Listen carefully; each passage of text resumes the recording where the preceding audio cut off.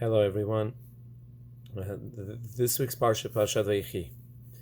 Now, in this Parsha, we find Birkat Yaakov, the blessings that Yaakov gives his children.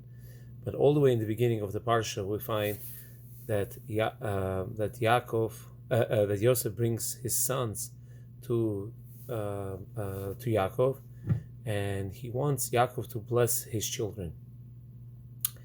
Now, so Yaakov, he blesses them. So first time he blessed them, he said, "Hamalach hagoel oti mekorai yivarech et hane'arim v'yikareh bahem shemi v'shem amotai Avram v'Yitzchak v'yidgu la'arov b'kerev ha'aretz." He gives them a special blessing, and he says that they should multiply like fish and everything else. But then he says Yaakov also blesses them, and he says, "Vayivarech." It says in the pasuk, "Vayivarechem bayom hahu," and he blessed them that day, lemor, saying, "B'cha yivarech Israel." He said, by you should Israel, which means the nation of Israel, they should bless, and they should say, lemor, they should say, Yisimcha Elohim ke'Ephraim v'chi Menashe, v'yasem et Ephraim lifnei Menashe, which means, may Hashem make you like Ephraim and like Menashe, which means a person, Jewish people, they should bless themselves, their children, and say, may Hashem make you like Ephraim and Menashe. And then he put Ephraim before Menashe. Now, we have this custom that we bless our children. Many people have this custom to bless their children on Shabbat, Friday night, after Kiddush or before Kiddush, everyone according to his minhagim. They bless their children, they bless their sons, and they say, Yisimcha Elohim ke'Ephraim v'chi Menashe. And also we bless our daughters, and we say Yisimech Elohim Sarah Rivka Rachel v'Leah. Okay, but this custom of blessing our sons comes from Yaakov Avinu. Yaakov Avinu said that B'cha Yivarech Israel, that Jewish people should bless. They should bless through Ephraim and Menashe.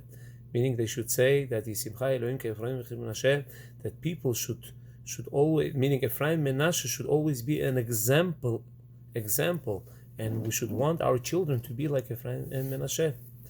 Now the question is, why Ephraim and Menashe? Why not Reuven, Shimon, Levi, Yehuda, Issachar, Zvulun? Like there's so many, we have 12 Shvatim, and why not like them? That's the first question. Or why not like Avram, Yitzchak, Yaakov? Why Ephraim and Menashe? That's an interesting question. Like, why do we bless our children to be like Ephraim and Menashe? So there are like few reasons. So I would like to discuss a few reasons. So first reason, the first reason that's brought is because we know Ephraim, we know Yaakov. When he was giving a blessing to Ephraim and Menashe, he took, now Ephraim, Yosef put Menashe, who was the oldest son, he put him next to Yaakov's right hand, and Ephraim, who was the younger son, he was placed next to Yaakov's left hand. But what did Yaakov do? He crisscrossed his hand, and he put his right hand on Ephraim, who was the younger son, and he put his left hand on Menashe's head. So if we now Menashe, he could have picked up his head and say, "Grandfather, what are you doing? What are you doing? I'm the oldest. Your right hand should be on my head." And then, but we know Menashe did not say anything. And then we find later on, Yosef tell Yaakov, he tells him, "Father, Menashe is the oldest. You should place your right hand on Menashe, and Ephraim is the youngest, and you should place your left hand on Ephraim." So then maybe Ephraim could have said, "Father, Yosef, what are you saying? My grandfather is, he knows what he's doing. He wants his right hand to be on my head, so let it be." We know Ephraim did not say anything, Menashe did not say anything, and they just took it as is. we know there is something that's called that siblings, there's like fights or there's a rivalry between siblings. But here in this case, in the case of Ephraim and Menashe, there was no rivalry. They took it as is. They did not fight they did not have anything against each other. They did not have anything against Ephraim. Did not have anything against Menashe. Menashe did not have anything against Ephraim, and they took it as is. So we bless our children. So that's the first explanation. We bless our children like Ephraim and Menashe, that they should grow up to be like Ephraim and Menashe. They should not have any rivalry, meaning there should not be any sibling rivalry. They should love each other, and there should not be any fighting between each other.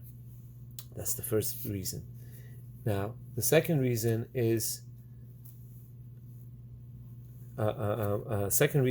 because we know Ephraim and Menashe, they grew up in Mitzrayim. Now, in Mitzrayim, they were all full of goyim. There was no Yaakov. Yosef was in the government, and still Ephraim and Menashe, they became who they became. They still kept the tzidkut. They became tzaddikim, and that's also another blessing. But how about the 12 shvatim, 12 brothers? They grew up in the house of Yaakov, so they had who to learn from. But by the Ephraim and Menashe, they were different. So that's another reason why we give them blessing. We bless our children like Ephraim and Menashe, that even though we're in Galut, that our children should be like Ephraim and Menashe. They should withstand all the nisyonot, all the tests, and they should grow up to become like Ephraim and Menashe. They should become like tzaddikim, like Ephraim and Menashe. Now I saw another reason, a third reason. So another reason is that it says in Zohar that when a person leaves this world, so his neshama gives a big scream. It screams. Now, what's the reason? Because right before he leaves this world, Hashem shows this neshama what was his potential to be in this world, and he sees that the neshama sees that it did not accomplish its potential, and therefore it gives its big scream. Now we know every person came to this world to accomplish certain mission in this world. We all have certain mission in this world, and we have certain potentials that we have to accomplish to accomplish in this world. Hashem gives us tools, all the tools that we can work to accomplish our mission in this world.